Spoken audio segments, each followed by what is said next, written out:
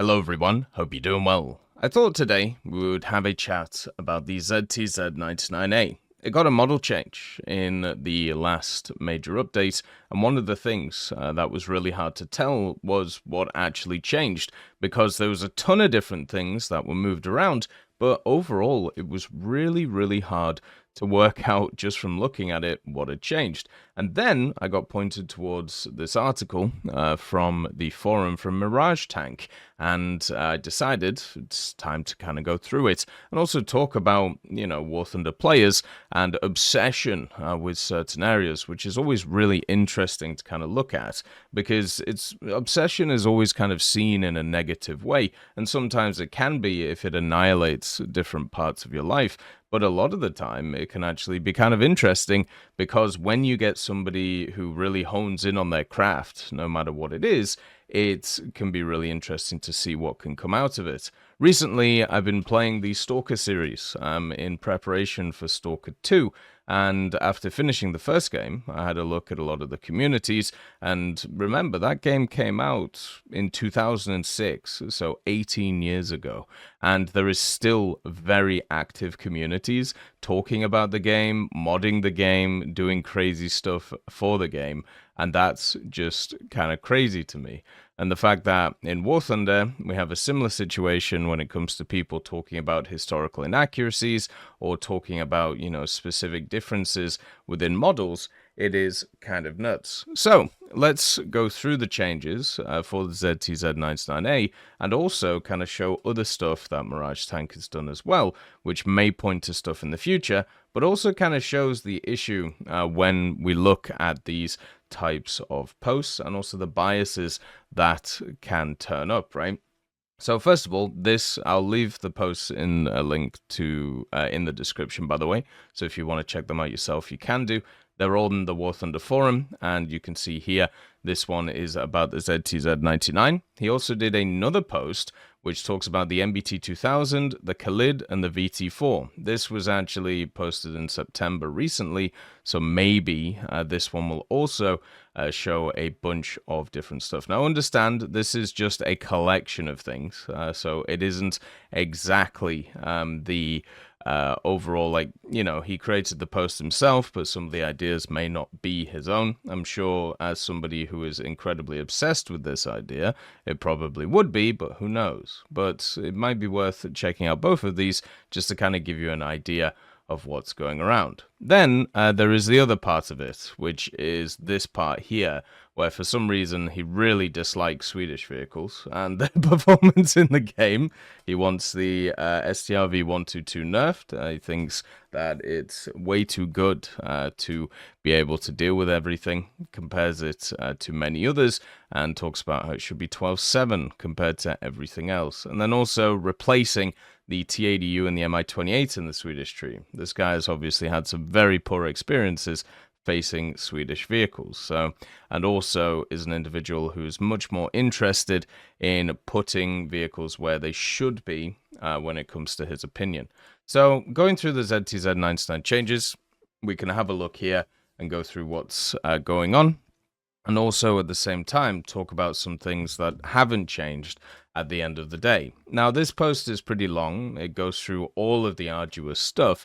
So if you're looking for a specific part, obviously you should kind of check it out yourself, right?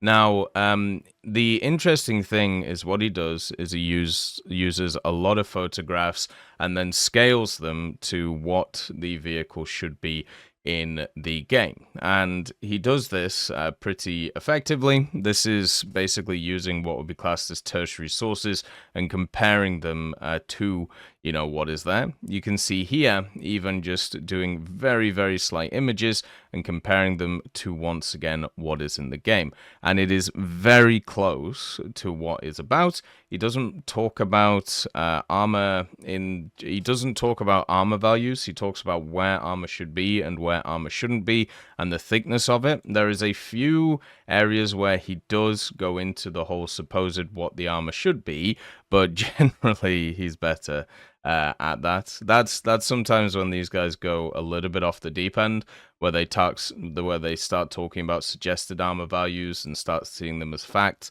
But you know, it's generally not too bad. But you can see just in this change here, this is all about the gun mantlet and where it should be in the game compared to where it actually is. So this is why it's very hard to kind of tell the difference between what is actually there and what is not, even to a point of talking about the waterproof cloth on the top of it, and also where the armor is exposed compared to where it is in the game.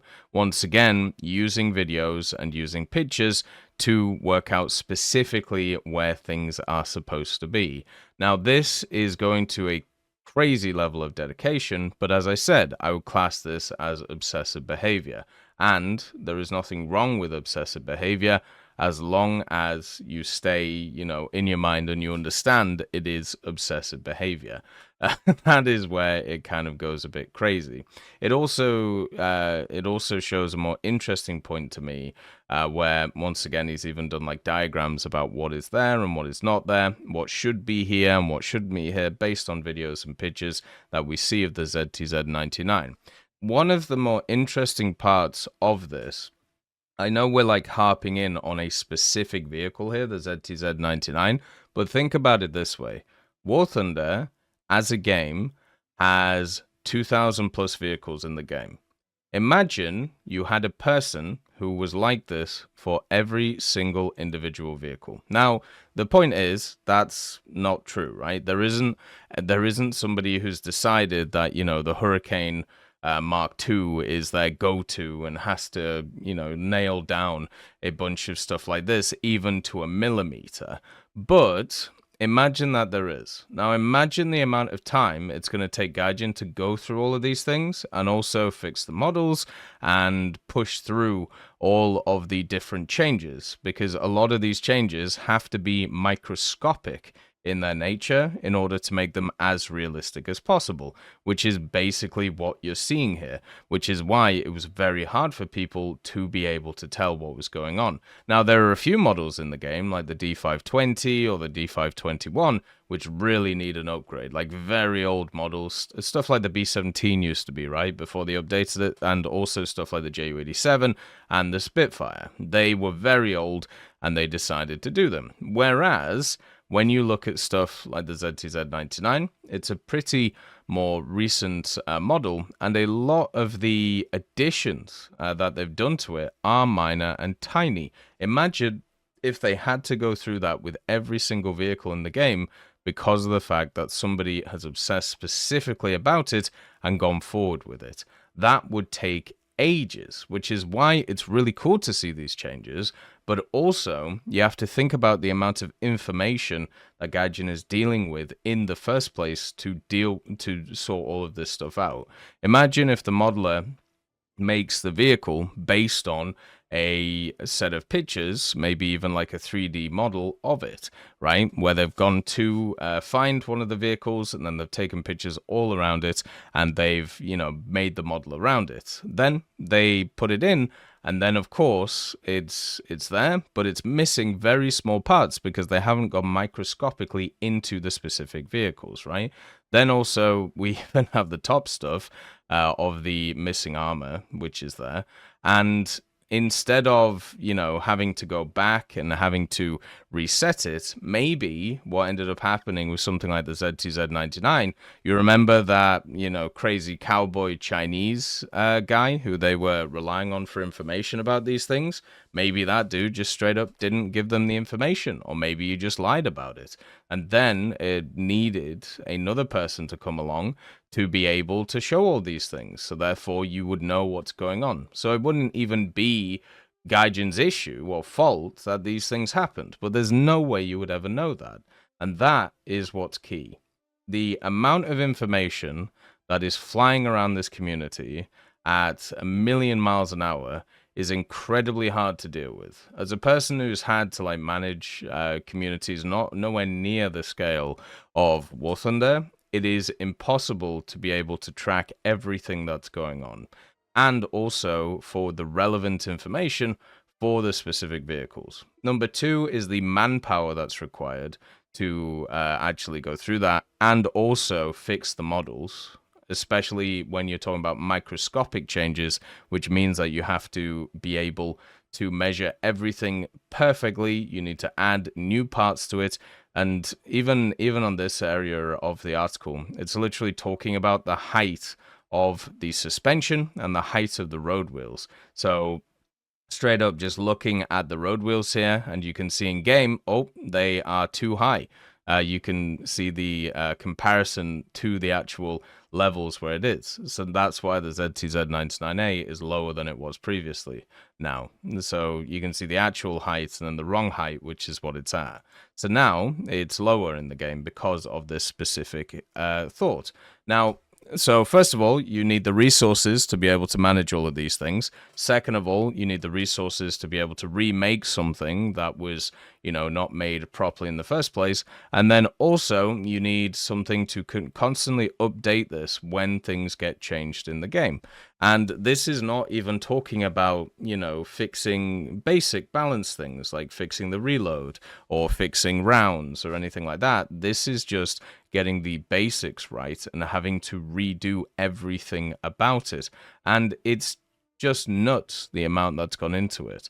So just imagine the scale of these things. Obviously, it's really cool that people do this stuff, and they should continue to do this stuff, and it's really nice to go over it, really nice to look through it and understand where that person's coming from. But also, I feel like there needs to be a little bit of grace on Gaijin's side of things that is never given for some reason, because of the fact that this idea that everything has to be perfect, and if it is not perfect in the way that it's set up, then therefore it's Gaijin's fault, even though it could be a myriad of factors which have caused these issues. You can see here all of the bug reports that have been put through, which means that now the ZTZ99 is in a much more positive position than it was before. The reason why it was changed is because of those, and that matters a lot. So collecting information is fantastic, but also at the same time, putting it through and making sure it's known is also fantastic. Bug reporting does work, and it's something that should, sort itself out. So hopefully something's been learned from this. First of all, people get super obsessed about specific things, which is not a negative. If anything, it is a positive and something that you'll see all over the place. Number two, imagine if you extrapolated this to even 100 vehicles and the amount of effort that has to go into creating those, but also the amount of effort that somebody has to take to actually collate those and moderate them. And then number three, the amount of effort that needs to take to implement these things, even on a minor scale like the ZTZ99. It is mind-blowing to think about it when you extrapolate it, and easy to think about it if you only see it as one vehicle, but think about all the different updated models we've had in the game, and also at the same time, how much effort has just gone into each of them, which technically, if we're being honest, doesn't net them any money fixing these things. All it does is make it so, people trust the method more and fix mistakes that were there before, which also means that they have to admit that there were mistakes in the first place. And sometimes ego can be the hardest thing to conquer with individuals. As always, I hope you have a wonderful day, and I'll see you next time.